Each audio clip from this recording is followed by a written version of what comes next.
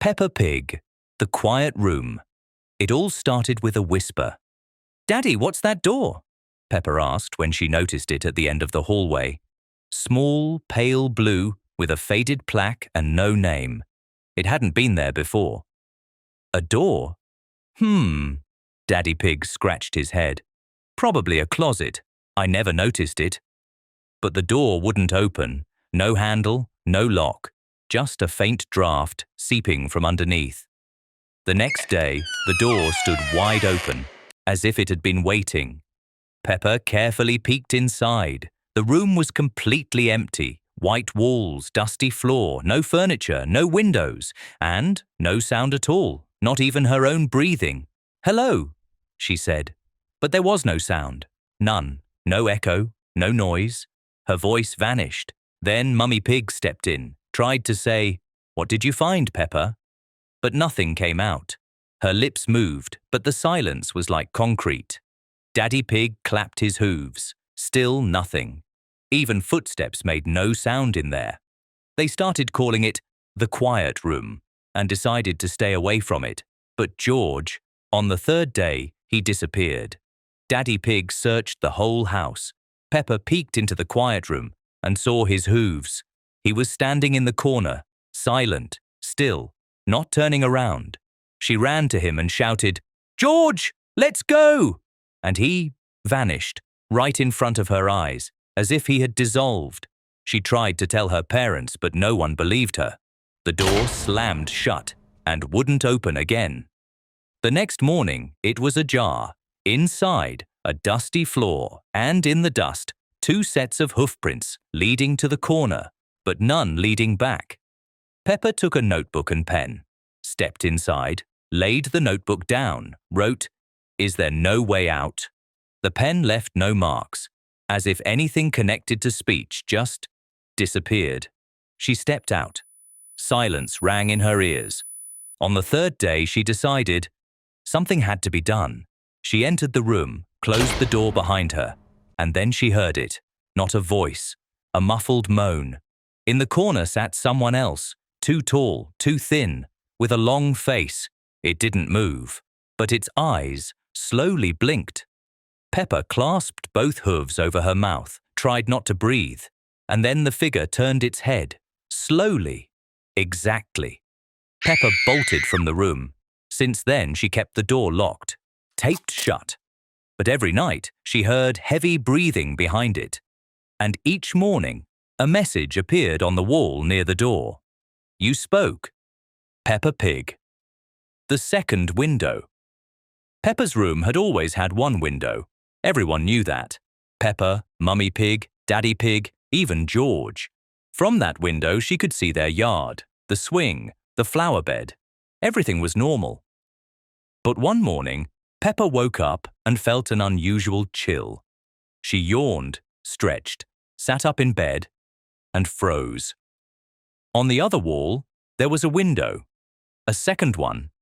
It had never been there before. Peppa jumped out of bed and walked up to it. It was narrower and taller than her usual window. The frame was dark, old, the glass cloudy like it had a layer of dust. Beyond it was a forest. Not their yard, not the street, a forest. Tall grey trees without leaves. A pale sky. Mist curling between the trunks. Peppa backed away. She looked through her usual window. There was their yard. George was playing with his dinosaur. Everything as it should be. She turned back to the second window. The forest. Still. But it felt like someone was hiding behind the trees, watching. "Mummy?"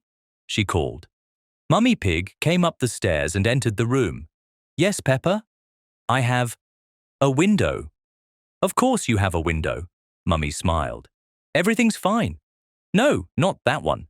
Another one. There's a forest." Mummy looked where Peppa pointed. "There's a wall, sweetie," she said. "You probably had a dream. Try to sleep a little more." And she left. Peppa stayed alone. The window was still there. During the day, she tried to forget, played with George, drew pictures. But when she returned to her room in the evening, the window had moved lower, almost level with her eyes. The forest was the same, But the mist was thicker, and there was a figure among the trees, black, still. The face was unclear. Peppa pulled the curtain shut, tight, and stayed away. At night, she woke up. The curtain had been pushed aside. A pale light shone from the window, and Peppa saw the figure had moved closer. It was now standing right at the glass. It didn't move, but now she could see the face. It looked like her, just stretched, eyes too wide, a thin, strange smile. Peppa screamed. Mummy ran in. The light came on. The window was gone. "You had another dream, darling," said Mummy. "Everything's all right." But Peppa didn't believe her. The next morning, the window was back, on a different wall. Every day it changed position, sometimes behind the bed, sometimes beside the door. The forest never changed. The figure kept getting closer. Peppa started leaving notes on the windowsill. "Who are you?" she wrote. But in the morning, they'd be gone. And one morning, words had been scratched into the glass from the inside. "You look out the window, but I'm inside." That day, Peppa didn't go to school. She sat in the corner of her room, by her normal window, breathing quietly. From behind her, a rustle. The curtain moved on its own. She didn't turn around. Now, the window is always there. But no one else sees it. Not Mummy, not Daddy. Even George says there's nothing there. And sometimes, at night, it opens. Peppa Pig. The stranger. A new resident had come to town. No one knew where he came from. He simply appeared. A tall, white wolf with a long snout and a calm, too straight stare. He didn't smile, didn't speak. He only nodded when someone greeted him. Mummy Pig said he had bought the house on the edge of town. "He doesn't have anyone," she added. "Probably just wants peace and quiet."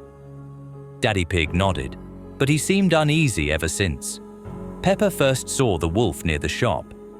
He stood still by the window, not looking at the products, but at his own reflection. She waved.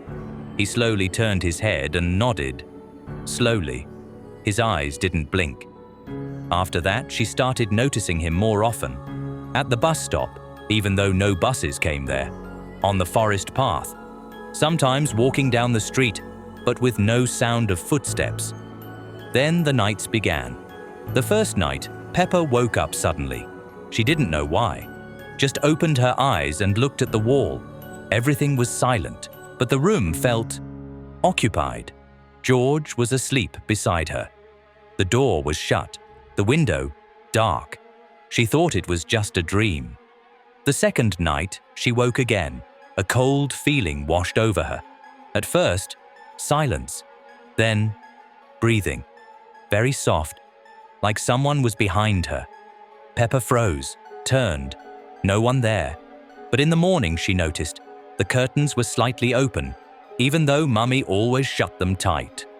On the third night, she saw him. He stood in the corner of her room, the white wolf, tall. The moon's shadow passed through him, but his outline was clear. Eyes, black, lifeless. He didn't move, just stared, silently. Peppa screamed. Mummy and Daddy rushed in, but the room was empty.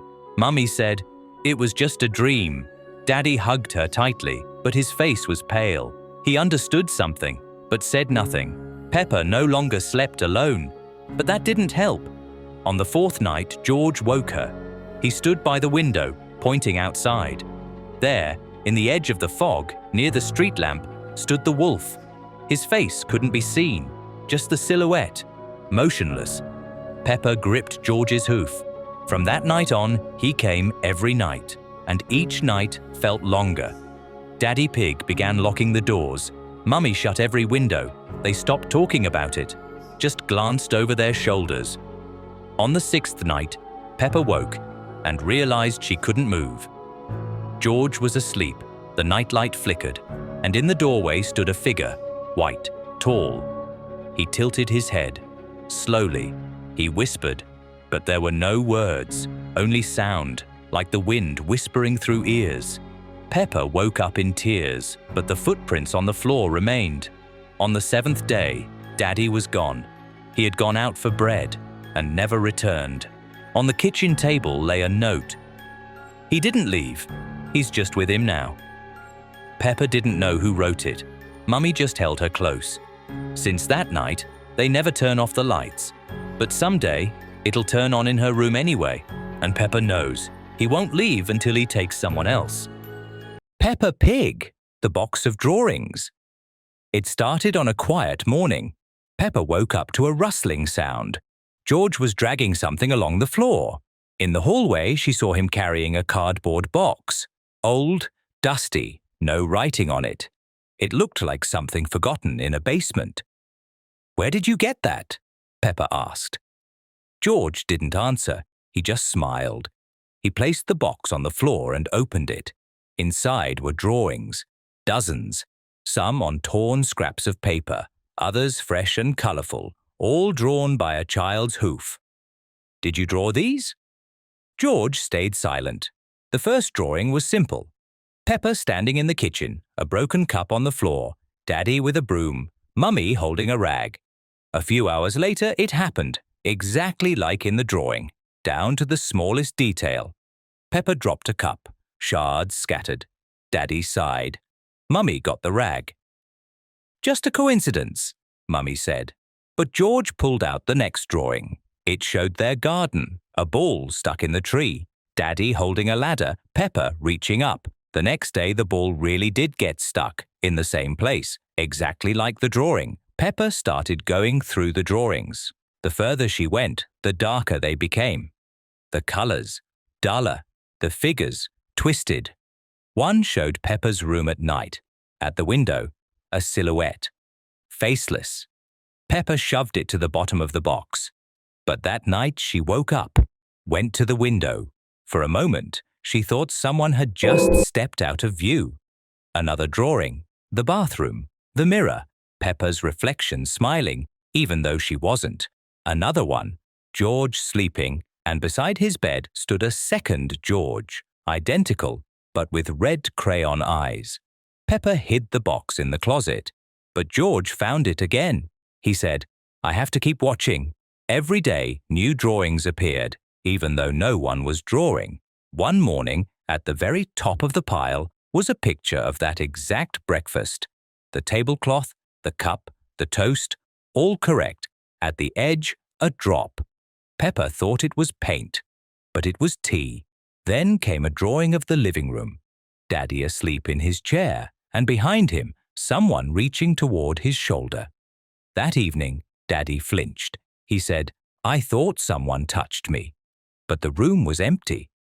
At last, Peppa found the final drawing. It was black and white. It showed herself, standing alone in an empty room. No windows, no toys. Her face, blank, arms limp at her sides, and behind her, the box, and written in neat handwriting, "Now you're inside." That night, Peppa woke up. The room felt unusually dark, too quiet. On the floor, the box, empty. All the drawings were gone. Only one remained. It lay on top. It showed Mummy, Daddy, and George sitting at the table, smiling, laughing. But Peppa wasn't there, and at the bottom, written carefully, "They don't remember you anymore." Peppa Pig.